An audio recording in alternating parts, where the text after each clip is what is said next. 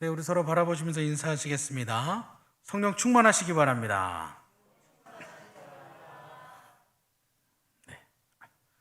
이거는 아무리 강조해도 부족합니다. 다시 한번 이번엔 앞뒤를 바라보시면서 다시 인사하시겠습니다. 성령 충만하시기 바랍니다. 날마다 때마다 하나님 말씀을 의지하시고 더욱 하나님을 많이 만나시고 또 예배에 힘쓰는 우리 일산 영문교회 성도님들이 되시기를 소망합니다. 사람들에게는 자기의 롤 모델이 있습니다. 자기가 하는 관심 분야에서 잘하는 사람 또는 멋있는 사람을 따라하면서 그 사람처럼 할 수 있기를 바랍니다. 여러분도 좋아하는 사람이 있을 것이고 부러운 사람이 있을 겁니다. 네, 아닌가요? 저만 그런가요? 뭐 거창하게 그 사람과 똑같이 모든 것을 해야겠다는 생각은 아닐지라도 조금씩 이런저런 것들이 어떤 사람만큼은 그래도 했으면 좋겠다. 그런 바람이 있을 겁니다. 특히 우리는 학생 때 이런 생각을 많이 하죠. 요 선생님 따라했으면 좋겠다. 그 선생님의, 내가 좋아하는 선생님의 영향을 많이 받습니다. 수학 공부할 때는 수학 선생님만큼 하면 좋겠다. 영어 할 때는 영어 선생님만큼. 또 운동할 때는 또 어떤 운동 선수처럼. 축구할 때는 손흥민, 요즘은 손흥민이죠. 예전에는 박지성이었고 우리 장로님, 권사님 시대에는 차범근 선수였고 하여튼 그렇게 그런 운동 선수처럼 그러면서 그 사람들이 보여준 것 중에 멋진 플레이를 따라하기도 하고는 합니다. 자, 마찬가지로 우리 신앙에 있어서 하나님께 예배하는 삶에 있어서도 우리의 롤 모델이 있습니다. 자, 우리의 롤 모델은 과연 누굴까요? 네, 감사합니다. 우리가 궁극적으로 따라야 할 신앙의 표대, 믿음의 표대는 바로 예수님입니다. 예수님께서는 우리 죄를 대신해서 십자가에 달려 돌아가심으로 말미암아 우리를 죄에서 구원해 주시기 위해서 오셨습니다. 또 우리 예수님께서는 참 인간으로 오셔서 사람들이 이 세상에서 어떻게 살아가야 하는가를 알려주셨습니다. 어떻게 살아야 구원을 받는가? 또 어떻게 살아가는 것이 구원받은 자의 삶인가? 어떻게 사는 것이 하나님을 기쁘시게 하는 삶인가를 예수님께서 알려주셨습니다. 자, 이 모든 답은 바로 말씀 안에 있습니다. 자, 먼저 어떻게 살아야 구원을 받는가? 이거 뭐 다 너무나 잘 외우고 계시죠. 요한복음 3장 16절을 보면 하나님이 세상을 이처럼 사랑하사 독생자를 주셨으니 이는 그를 믿는 자마다 멸망하지 않고 영생을 얻게 하려 하심이라. 대부분 이 말씀은 아주 잘 외우고 있으실 겁니다. 바리새인 중에 니고데모라는 사람이 예수님을 찾아왔어요. 예수님께서 니고데모에게 거듭남에 대해서 말씀해 주십니다. 사람이 물과 성령으로 거듭나지 않으면 하나님의 나라를 볼 수 없다. 즉 구원을 받을 수 없다. 물로 하는 세례를 통해서 또 성령을 통해서 거듭나라. 그래야만 구원을 얻는다. 그리고 이어서 요한복음 3장 16절 말씀을 들려주셨습니다. 하나님께서 세상을 우리를 너무나 사랑하셔서 하나뿐인 아들을 보내주셨는데 그 아들을 믿는 자마다 성령으로 말미암아 거듭나 구원을 얻게 된다. 이 말씀을 통해 예수님께서는 구원의 방법을 아주 잘 알려주셨습니다. 하나님께서 우리를 위해 보내신 예수님을 믿는 자마다 구원을 받는다. 그렇게 말씀을 통해 알려주셨습니다. 또 어떻게 사는 게 구원받은 자의 삶인가? 자, 우리는 구원을 받았는데 구원을 받은 사람으로서 어떻게 살아가야 하는가도 알려주셨습니다. 우리가 오늘 읽은 말씀보다 뒷부분인 요한복음 8장 29절을 보면 나를 보내신 이가 나와 함께 하시도다. 나는 항상 그가 기뻐하시는 일을 행함으로 나를 혼자 두지 아니하셨느니라. 이런 말씀이 있습니다. 이 말씀은 어떤 말씀이냐면 예수님께서 감람산으로 가셨을 때 서기관들과 바리새인들이 예수님을 시험하기 위해 음행 중에 잡힌 여자를 끌고 옵니다. 그리고는 예수님에게 묻습니다. 모세의 율법에서는 이런 여인을 돌로 치라고 명했는데 예수님은 어떻게 하라고 하시겠습니까? 네, 잘 알고 계신 대로 율법대로 이 여자를 돌로 치라라고 하면 그동안 사랑을 말하고 용서를 말하더니 결국 돌로 쳐 죽이라고 하는구나. 율법에 대해서 이러쿵저러쿵 하더니 자기도 역시나 율법대로 사는구나. 이렇게 말하려고 했고요. 용서해 줘라. 그렇게 말을 하면 율법을 범했다고 해서 예수님을 올가매려고 한 물음이었습니다. 이때 예수님께서 이렇게 답하시죠. 너희 중에 죄 없는 사람이 돌로 쳐라. 이 말을 들은 사람들이 뿔뿔이 흩어집니다. 너희 중에 죄 없는 사람이 돌로 쳐라. 자, 이 이야기의 실질적인 문제는 지금 음행한 여인보다 이 여인을 고소한 자들에게 훨씬 더 큰 죄가 있다는 점입니다. 그래서 예수님께서 죄를 지은 모든 사람을 비난하심으로써 그녀를 보호하신 것입니다. 자, 여기서 한 가지 다행스러운 것은 그래도 이때 이 몰려온 사람들은 예수님의 이 말씀을 듣고 아차 할 정도의 양심은 그래도 있었다라는 겁니다. 정말 양심도 없는 사람들이었으면 어떤 일이 일어났을지 모르죠. 자, 어쨌든 너희 중에 죄 없는 사람은 돌로 쳐라 이렇게 말씀하신 예수님께서 여자에게 나도 너를 정죄하지 아니하노니 가서 다시는 죄를 범하지 말라고 말씀해 주십니다. 그리고 사람들에게 예수님 자신이 이 세상에 빛인 걸 알려주셨습니다. 어둠을 다니지 말고 나를 따라서 생명의 빛을 얻고 살아라. 이렇게 말씀해 주신 예수님께서 이어서 이제 앞으로 예수님이 당하게 되실 일을 가르쳐 주십니다. 그러면서 하신 말씀이 바로 나는 하나님께서 기뻐하시는 일을 하기에 하나님께서는 언제나 나를 혼자 두지 않으신다. 나와 함께 하신다. 구원받은 자는 이렇게 하나님께서 기뻐하시는 일을 하고 하나님과 함께 동행하며 사는 것이다. 그렇게 말씀해 주신 겁니다. 구원받은 자의 삶의 모습은 하나님께서 기뻐하시는 일을 행하는 삶이다. 그렇게 알려주신 거예요. 자, 바로 이거 하나님께서 기뻐하시는 일을 하는 삶. 우리는 오늘 이것을 알면 예수님 말씀대로 구원받은 사람으로서 구원받은 사람답게 살게 되는 것입니다. 자, 이것을 대해서 우리가 나누기 전에 제가 먼저 우선 한번 모든 성도님들에게 한번 여쭤보겠습니다. 우리 산 영국의 성도님들께서는 언제 가장 기쁘십니까? 월급이 올랐을 때? 승진했을 때? 보너스 날? 사업이 잘 될 때? 자녀가 시험을 잘 봤을 때? 제가 중학교 때 부흥회에 오신 강사분께서 아들이 내 뜻을 이어받아 목사님이 된다 하면서 좋아하신 일이 기억납니다. 그러면서 사람으로서, 남자로서, 아빠로서 자녀가 아빠의 뜻을 받든다는 것이 얼마나 기쁜지 모른다. 그렇게 말씀하셨습니다. 아마 여러분도 마찬가지일 겁니다.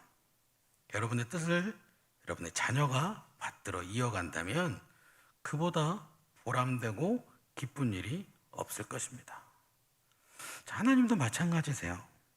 하나님의 자녀들이, 하나님의 백성인 우리가 하나님의 뜻을 받들어 그 하나님의 뜻대로 행하고 그 하나님의 뜻을 이어가는 것, 그것이야말로 하나님께서 기뻐하시는 일인 것입니다. 자, 이제 좀 좁혀졌습니다. 구원받은 자답게 하나님을 기쁘시게 하면서 살아가면 된다. 그렇게 말을 했는데 하나님께서 기뻐하시는 일은 하나님의 뜻을 행하고 하나님의 뜻을 이어가는 것이다 라는 것이죠. 즉 우리는 이제 하나님의 뜻이 무엇인지를 알고 그것을 행하기만 하면 하나님을 기쁘시게 하는 것이고 그리고 하나님께 구원받은 자답게 살아가게 된다라는 것입니다. 자, 그럼 하나님의 뜻을 행하는 일은 무엇인가? 네, 길게 왔습니다. 자, 오늘 우리가 읽은 말씀에 이 하나님의 뜻을 행하는 일이 무엇인가? 라는 물음에 대한 해답이 있습니다. 오늘 우리가 읽은 말씀 요한복음 4장 34절을 보면 예수께서 이르시되 나의 양식은 나를 보내신 이의 뜻을 행하며 그의 일을 온전히 이루는 이것이니라 라고 적혀 있습니다. 예수님께서 유대 땅에서 갈릴리로 가실 때 사마리아를 통해서 가시게 되었습니다. 일반적으로 유대 사람들은 사마리아를 통해서 가지 않았지요. 사마리아 사람들은 부정한 사람들이고 그들이 사는 땅은 부정하다. 그렇기 때문에 이 유대인들은 사마리아를 통해서 가는 일이 많지 않았습니다. 정말 급하면 갔겠죠. 그러나 대부분의 사람들은 오히려 또 돌아갔으면 돌아갔지 사마리아 땅을 딱 관통해서 가지는 않았습니다. 내가 부정한 땅을 지나다 보면 내가 부정하게 될지도 몰라. 또 부정한 땅에서 부정하게 살고 있는 부정한 사람인 사마리아 사람들을 만나게 되면 당연히 부정해진다. 그렇게 생각한 사람들은 자기들이 부정해지면 예배를 드리러 갈 수가 없잖아요. 예배를 드리러 가려면 수많은 정결 예식을 통해야 되고 날짜를 지나야 되고 그래야 됩니다. 그러면 결국에는 예배를 한 번씩 빠져야 되거든요. 그래서 가장 중요했어요. 나를 정결하게 해야 된다라는 게 중요했어요. 그래서 사마리아 땅을 지나가지 않았었습니다. 그런 사마리아 땅을 예수님께서 오늘 제자들과 함께 통과하고 계십니다. 그러다가 저녁 식사하실 때가 됐어요. 자, 저녁 식사하실 때가 됐으니까 예수님의 제자들이 끼니거리를 사기 위해서 마을로 들어갔습니다. 그리고 예수님은 혼자 우물가에 앉아 계셨죠. 그때 사마리아 여인이 물을 기르기 위해 나왔습니다. 예수님께서 그 사마리아 여인에게 나에게 물을 달라 그렇게 말씀하시죠.